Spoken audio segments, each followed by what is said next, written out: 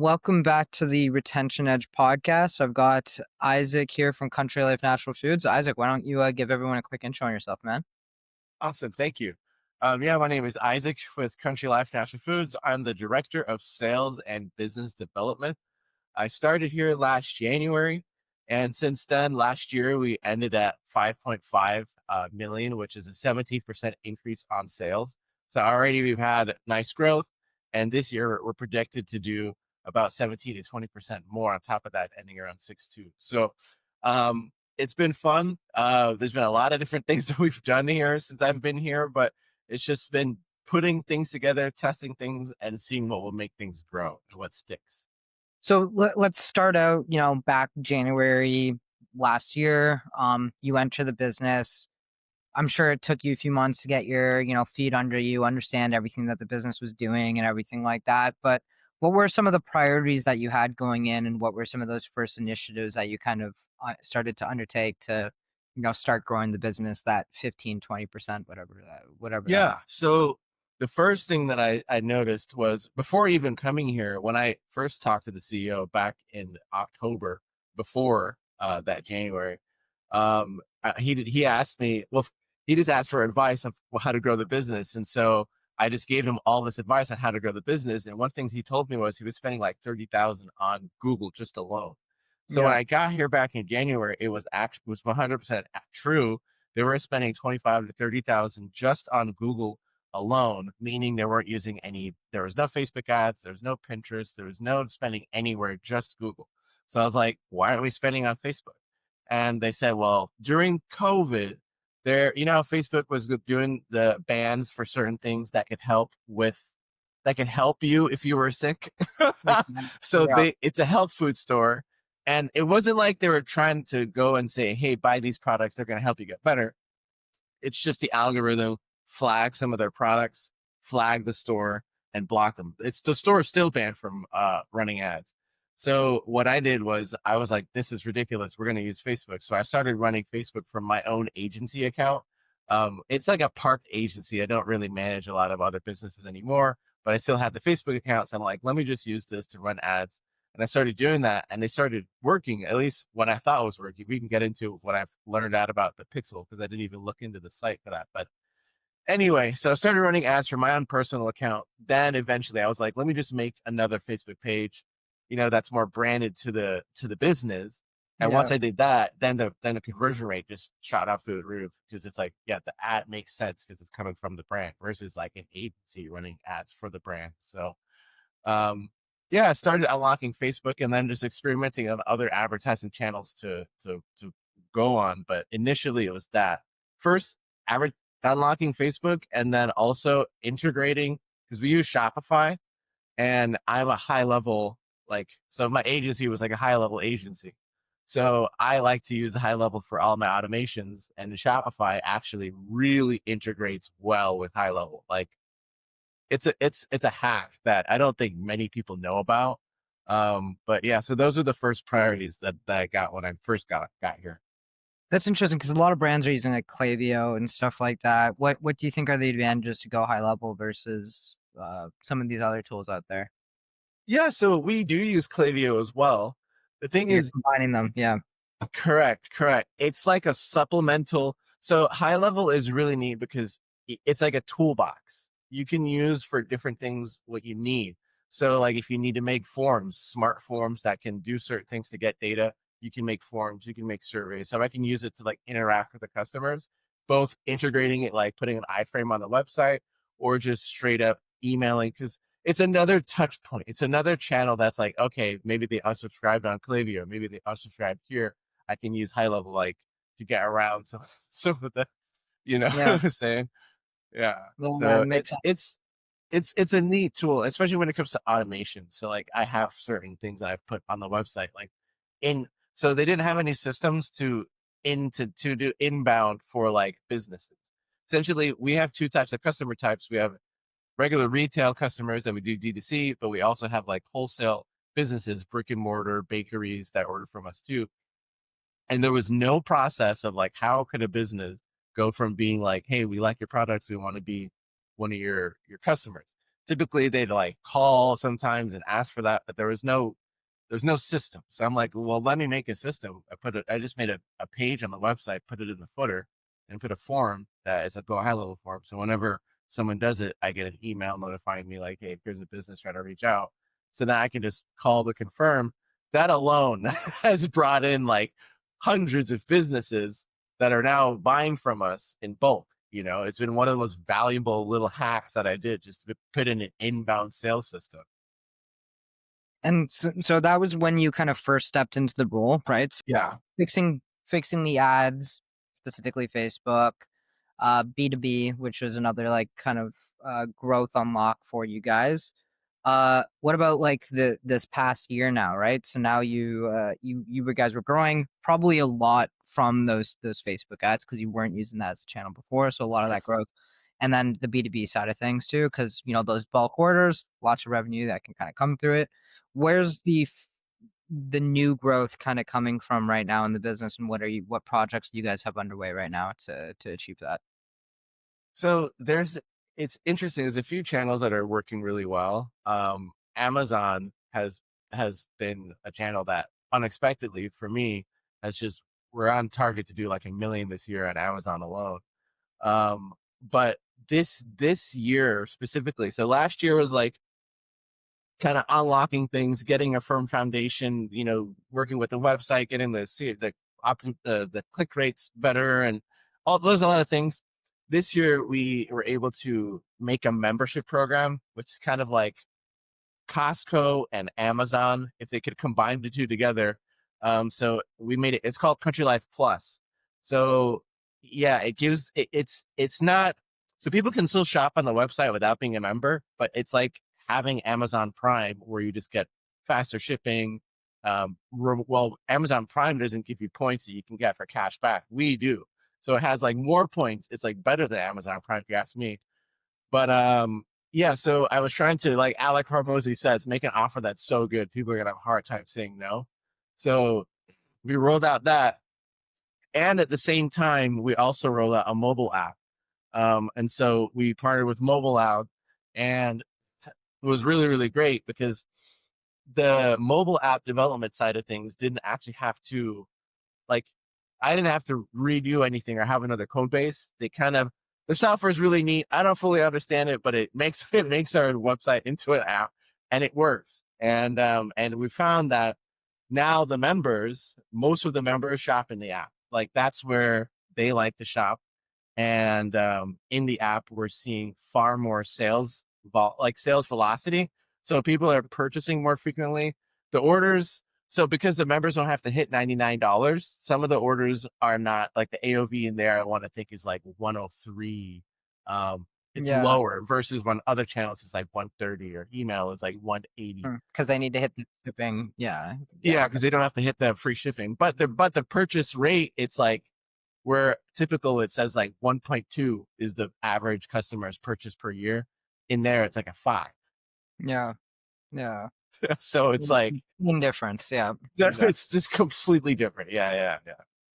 And you guys are using Smile for the membership program, I think it was, or is that something different? I can't remember. Yeah, yeah. So it's Smile.io.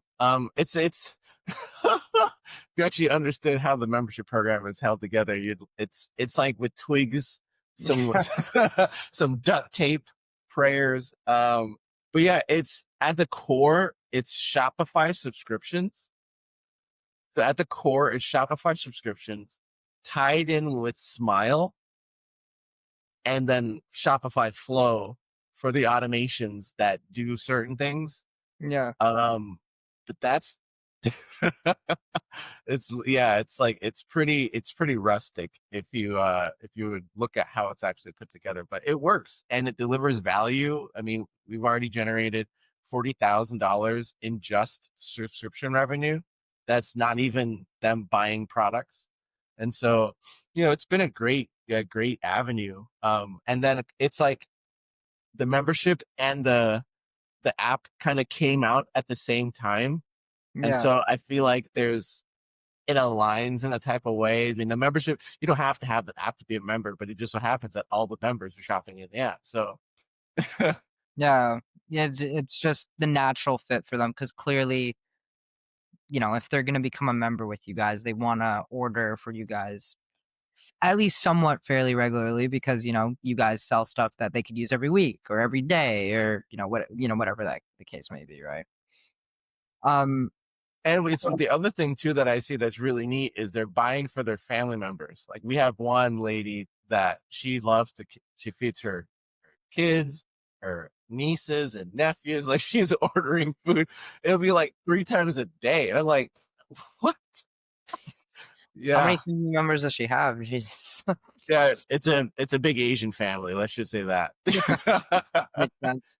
Yeah. Um, so it's funny because it sounds like you almost told like two different stories there because you stepped in and you're like new customer acquisition slash kind of growing revenue from new customers, whether it's businesses, whether it's Facebook ads, whatever. And then, you got the new customer acquisition under control. And then you were like, okay, membership, mobile app, loyalty, all these different things that you kind of put together kind of after you focus on the customer acquisition side of things. So like what was the logic, reasoning, need behind kind of jumping into focusing on the loyalty retention side of the business versus just continuing to focus on, new customer acquisition? Yeah, no, I appreciate your what you said. And I think holistically about growth. I don't just think, oh, hey, let's just get this one type of, I mean, just first of all, when I first got here, like I said, there was only really two customer types. There was Mhm. just like retail customers and wholesale customers. So they Yeah. were kind of just divided in two. Now we have retail members and wholesale customers. So there's like three different customer types now.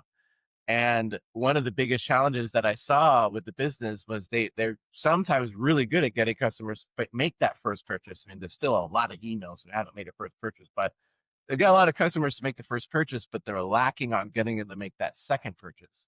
Yeah. And so that was a big thing I wanted to fix was how to get that second purchase. And then what I also saw was once they made from their third to fourth purchase, they were like in for life. Once they made the fourth purchase, it became a habit and they were just going to continue because it's just food. Food goes, well, you're going to buy more food. Um, but then specifically, because I want to grow that side of the business, but customers that may spend, at best $2,000 a year with us, a business will spend $2,000 every order, right?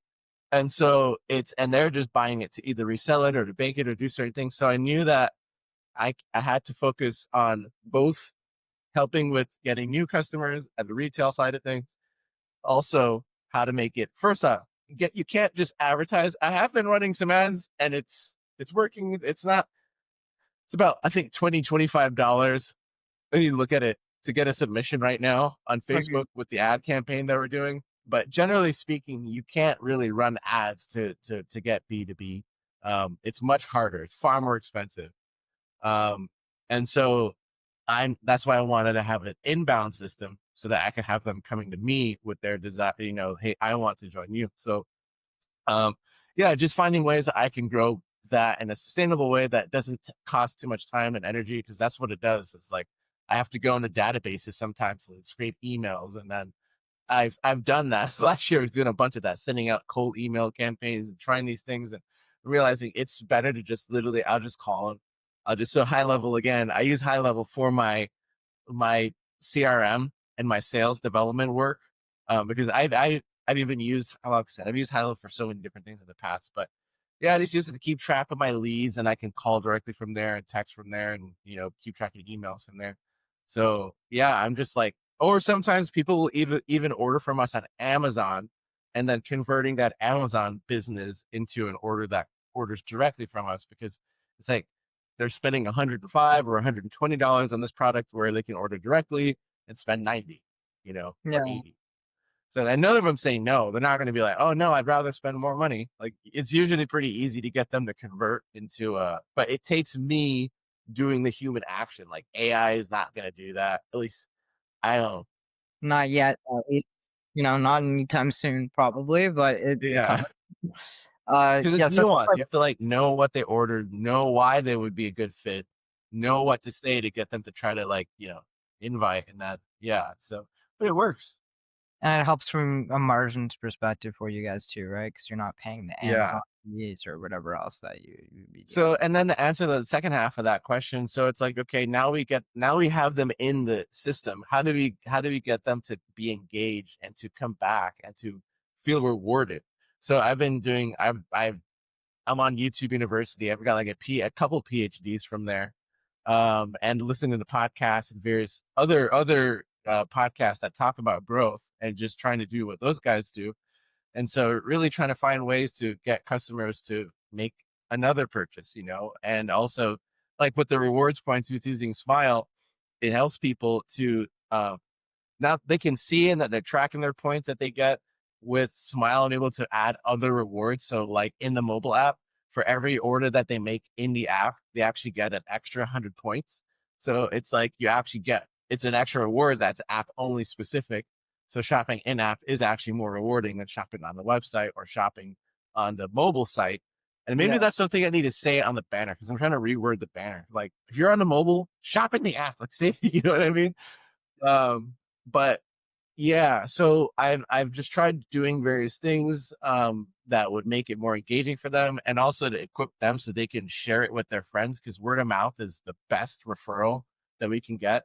Influencers are fine, but I have a Triple Whale. Triple Whale has like the only free thing that Triple Whale gives you is a post purchase survey, and so I have their post purchase survey on the page, and by far, word of mouth is like the number one way that new Yeah, so customers, they buy something from you and then they tell yeah, their friends about it, or, they yeah, cook something for their friends or whatever it is, and they ask yeah, got it, and they hand them over to you, and then they start buying from you too, right? yeah. And even just saying that out loud, like makes me think about what can I do to increase the word of mouth, like them talking about us and sharing about us, like at meals and stuff. So that's actually, I can't wait to watch this back.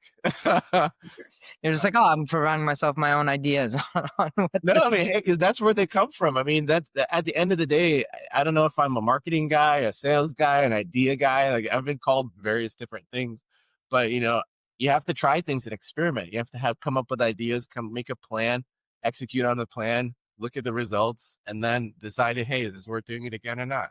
Speaking as a sales guy, you sound very much like a sales guy, so just like everything you're saying, like you're calling people, you're emailing them, you're trying to think, okay, like what, you're just looking at all these like micro level. You're not looking at just the big picture. You're looking at like a per customer kind of approach, which is kind of interesting. Like you're treating every customer like their own unique person instead of looking at it from like a high level. Not that you don't, but like you're not standing far away going, okay, like I just want to see what happens at a general level. You're looking at these each individual customers and the one lady buys for her nieces and nephews and her and sisters and whoever else that she's buying from. And that's not a thing marketing people typically know. It's typically the salesperson that knows that kind of stuff, Yeah. right? Um so you mentioned that you added, extra loyalty points and stuff like that for app users. What was the logic? What was the thought process behind doing that kind of in the first place? Yeah. So again, the app has been a really cool acquisition channel. Like if you want to say like how much it costs to get a new customer to make a purchase, it's like between $15 to $25 on if you use ads, right? What we've found is for app activations, because not just the app install, I could get app installs down to like 70 cents, 80 cents on yeah, I Yeah. know. uh, yeah, I mean, on average, it's like $1 or so for Apple. I had one campaign that was like around $2 for iPhone, Hmm. but then for the app activation, which is them actually going in the app and moving around, it was like $1.50, $2, something like that on average. So like that's the cheapest new customer acquisition channel ever. You Yeah. know, Jesus. it's by far the most affordable way to engage with someone who's never heard of the brand. And the way that I was doing it on some of the campaigns using catalog ads, so they would like see the nuts or see like the dried fruit that they wanted.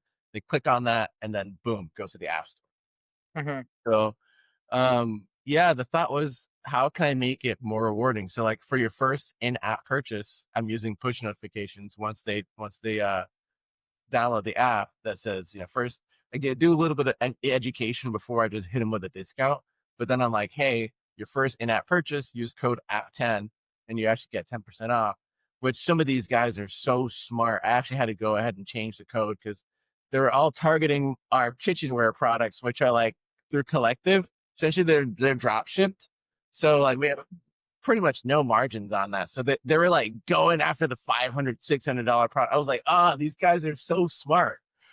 So I had to also navigate that discount code a little bit, but yeah, just trying to make it inviting for someone to make their first purchase and to do it in the app, you know? Yeah, Insane. So you're basically, if you're running a Facebook ad to the website to acquire a customer, you're gonna spend 15, $20. If you're gonna run an ad to the app store to download your app and then make that first purchase, you're gonna spend $2, essentially. correct. 2 $3. 80% discount, essentially. It's a lot cheaper. Yeah. And so are you trying to scale that now, or are you limited some Yes. because there's not as much volume as you can run on Google or Facebook or anything? So that's been the fun part is justifying the scale. So we've been like, let's say going on a fine tooth comb, but just making sure that the data is reporting accurately from what analytics is saying, Mhm. is happening in the mobile app or happening in the site, and then what Shopify is saying. And so far it's fairly close. There's a teeny bit, but I think with every analytics or every reporting tool, there's always like a little bit. Yeah, And there's always a especially tail. with the Mhm. way that Google works, there's a lag in the data. So it doesn't just report right away. And so, yeah, so that's where I've been working with like, um, yeah, I mean, so far it's paying for itself by any means. We're not losing money acquiring new customers, and there's also a little bit of a delay to activate an app download. Like someone who downloads the app, they might shop in the app or look around for a little bit. They might not just make their first purchase right away. It might take them a little while, or for them to realize, Well, hey, I get tracking paid. gets yeah. The tracking Yeah, gets so difficult then because 'cause you're not sure, like, what yeah. Yeah. correct. So you're seeing more app downloads, but it's like, is it turning into customers? It's like, well, there's also a lag time from the actually to download the app to then make the purchase. Mhm. So yeah, that's just, but then, yeah, either way, but yes, because I just look at it, especially on Facebook. That's the one thing that has been a, a new way for me to advertise on Facebook that I could not to say justify in because we know we're not losing. It's like when we're doing Facebook ads to get conversions or get purchases, whether we get one or not, Facebook is still going to take the money. Apart from, yeah, but if we're targeting for app installs or targeting for app activations, um, Facebook only gets paid on that actual install, Yeah, on that once they activation. install the app, yeah. Correct. So it was like much cheaper to do per install. I felt like it's bringing us a better, a higher, especially for the iPhones, um, a more higher quality. More affluent customers typically. Yeah, that's what I meant. Yeah, but Yeah. which we find. I mean, the data like in Postpilot tells us, our customers are pretty well off for the most part.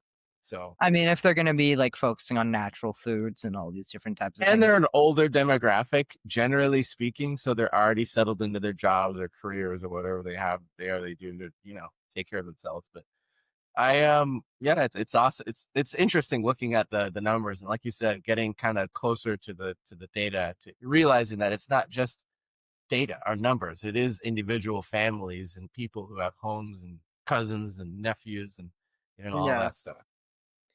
And, so you're sending app installs, and there's something interesting about the app installs too, the strategy around it because, not every single person's gonna keep the app, they might download it and find they're not you don't have what they're looking for, whatever the a million, potential issues could be. But do you find that the odds are that those people that you're driving to app installs are going to stick around longer? Again, this is a newer thing for you, so you don't have like this giant data set to work on. Yeah. Uh, So yeah. what I can say is, like for instance, we have this. I'm giving a free month trial to the membership program, Hmm. and essentially what that would be is, the membership would cost $14.95 a month, right? And you get free express fulfillment, which that alone costs $25 for that service. So if you were smart, you would say, okay, that costs $25.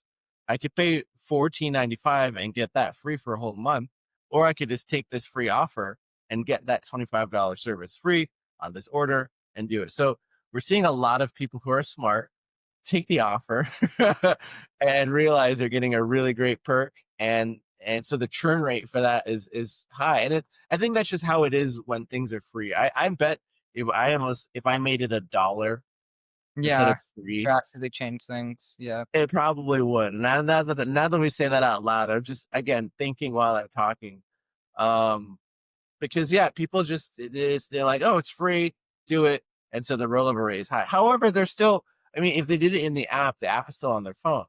So Exactly. my hope, is through our push notifications. I actually went through and made like a 45-day push open, like Oh, yeah. a welcome flow for push, where it's like, if they don't make a purchase, then it's like 7 more days later, send another one. They don't make a purchase 14 days later, send another one. They don't make, okay, 21 days. Yeah, so I've got like a long welcome flow that hopefully will get and activate people, because I was like, okay, how do I? Because I've seen some of these like email campaigns where it's like you opt into the email newsletter or whatever it is, and you don't purchase, you don't buy, but then like for the rest of your life they're emailing you. It's like I got to do that for Country Life. Yeah, exactly. You got to do it for push notifications too until they either delete the app because they don't want anything or they buy, they love you guys, and then they continue to buy. Correct. Exactly. Correct. Yeah. And the great thing is about push notifications too. It's kind of like it's easy to swipe away and just forget about it. Whereas like in your email, it kind of just lives there and it's kind of just Correct.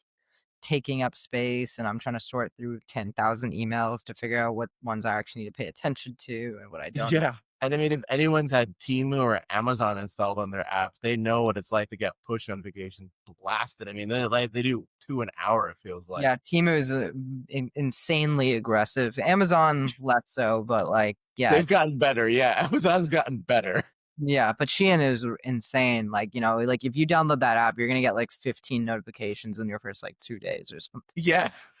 And then God forbid you click on a product or two Yes. products, you're gonna get notifications for those endlessly. And then they're gonna tell you, oh, it'll be, you're gonna get it 50% off if you buy one other thing with it. And then there's gonna be a countdown Correct. clock, and then there's gonna be a spin the wheel, and then there's gonna That's right. of shopping basically or something crazy like that. But clearly they look at their data and they go, it works extremely well, so keep going at Them, it. right. And they They know don't their care if a couple demographic. people delete it.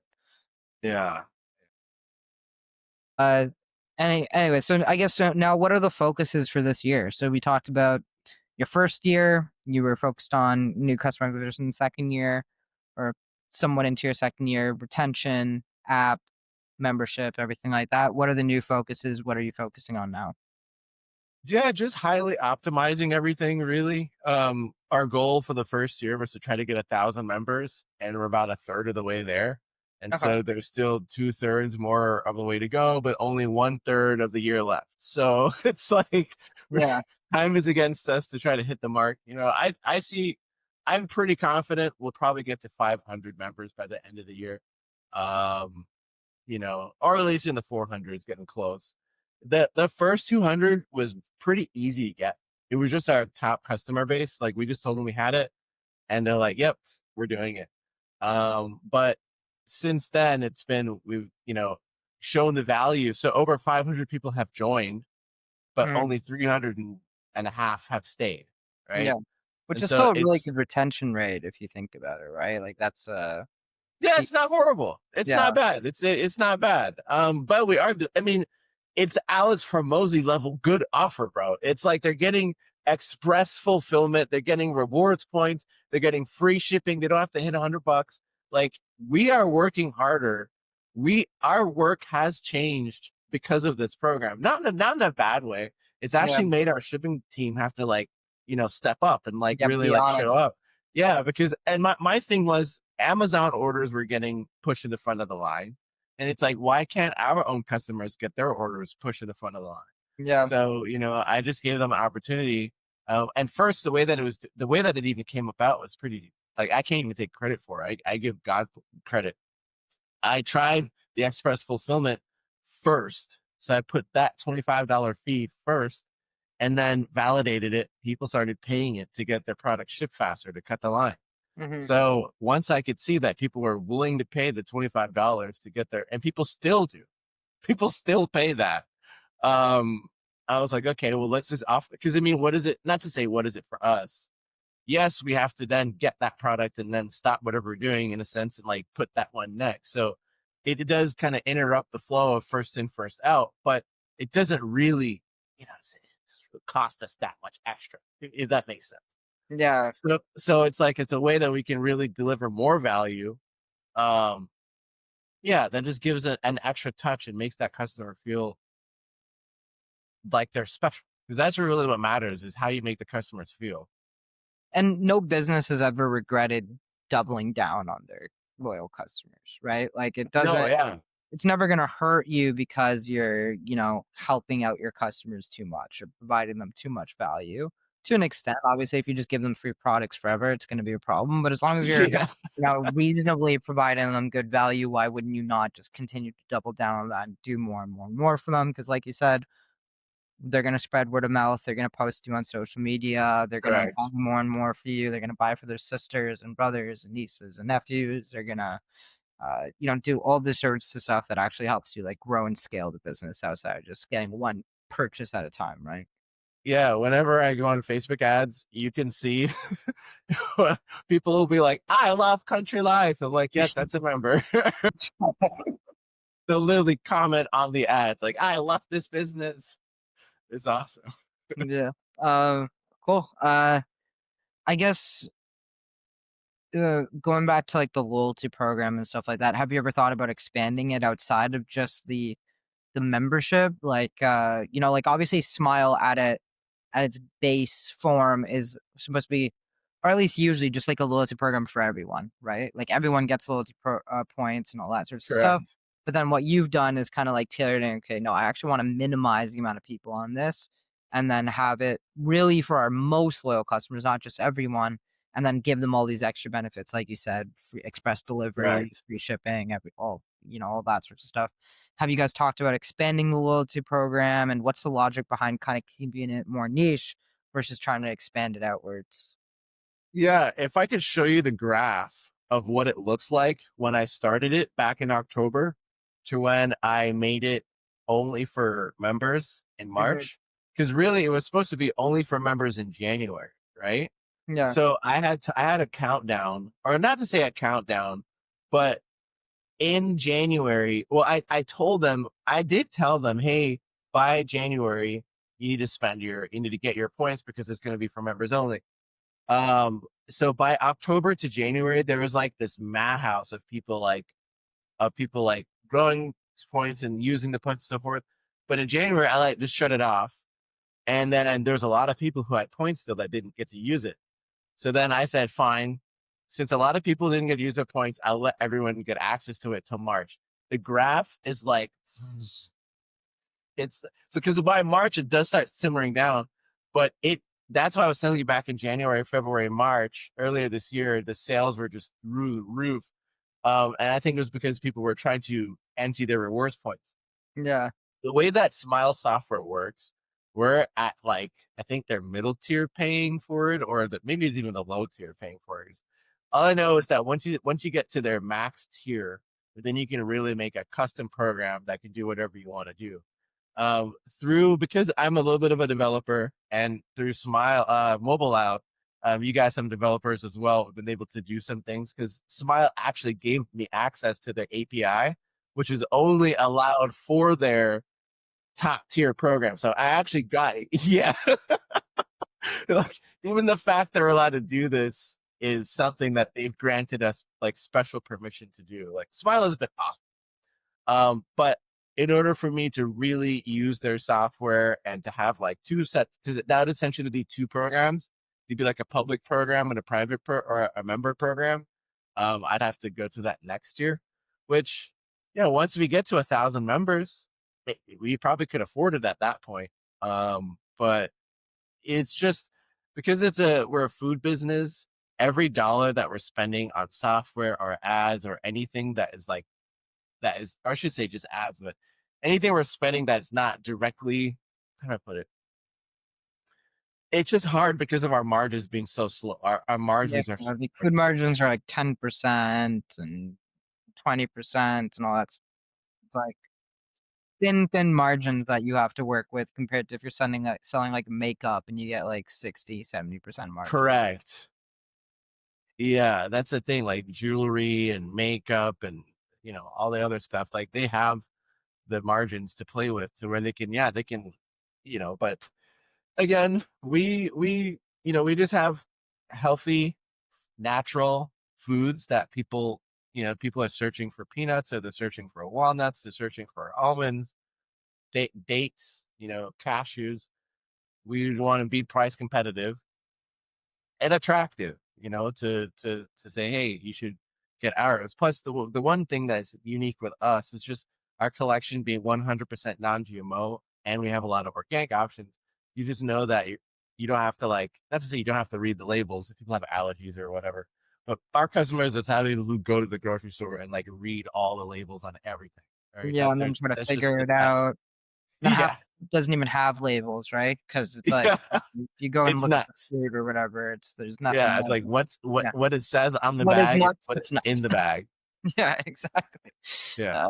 So and you don't know if it's organic or actually usually they'll put if it's organic or not. I feel, but like For the you don't. most part, if they've gone through the process of paying for that for paying for that certification, they're gonna let everybody know. Yeah. But then there's also like I think in the food space, right? There's like different levels to what like or real organic is, right? Because there's like organic and then there's like organic like not grown right beside a field that isn't organic and stuff like that. Like there are a Correct. couple Yeah. What's different great is, yeah, situations. there's like certain parts per million that they allow for certain things. But Yeah. yeah, that's right. I'm happy I just get to sell the food. Don't have to go into the science. Yeah, you don't have to worry worry about that side of things. Uh cool. Look, I mean, I think we've covered everything. I've taken up enough of your time. We've gone for like 40 minutes now or something. I guess you are very active on LinkedIn. Always post. You have like I want to say it's like a blog or something where you post like the growth hacks that you're using and all this different sorts of stuff, right? I've read a couple of those. Like, where should people find you if they want to, follow along with all the weird, crazy stuff that that you're Yeah. trying to do? Yeah. Yeah. LinkedIn is definitely the best channel, I would say. I'm on Twitter as well, or X, but LinkedIn is definitely and it's funny you mentioned that. What happened was I just got so tired of Facebook. Um, if I'm as a person who works in growth, if I felt to myself, if I can't grow my own personal social media channels, my own personal things, how can I go to a brand or a business and say, hey, let me help you grow yours? And so that's one of the reasons why I've been trying to. Twitter is more difficult than LinkedIn, but on Twitter, what I'm realizing is, well, it's just developers. People who are following me are now more developers, Yeah. because, like you said, I'm sharing. Like one of the hacks I shared on LinkedIn went viral. So I pretty much told everyone how they can speed up their website using Cursor, and Yeah, I saw that. Yeah. yeah, it's literally something that I've done here for our business, and it's something that you just have to think outside the box. All you have to do is download the Web Vitals test in JSON and just feed that into Cursor, and it goes, "Oh, let me just fix your website." So it's like, but people love those little hacks, and especially developers, because you can go out and charge money for that. So yeah, I feel like some of the Everyone's stuff I gonna go learned. need services with their businesses all of a sudden. Easy little hack. charge a brand a couple $1,000s or something for something that takes them like 30 minutes of work. Exactly. You Yeah. know, and speed. I've thought about that. I should go into this website speed is. I mean, there's a lot of companies out there that offer speeding up websites, but you know. But anyway, yeah, no, I appreciate the conversation. And like I said, it was great meeting you. I remember the first time we met back in like App Store research. Yeah. Um, Back in what was that? That was a how long ago was that now? Was that almost a year ago? Like, Almost, yeah. I had to be getting close to a year ago because we had started talking about getting the mobile app together around, I think, close to October-ish, and yeah, then that feels right. we Yeah. wanted to finish it by January, and so that Mhm. was how. Yeah, yeah, yeah. So wow, that's amazing. It has been some time. Yeah, it has been almost a year. Almost a year. Cool, man. Yeah. Look, like I said, really appreciate it. And yeah, thanks so much for doing this, man. Take care. All right. Talk to you later.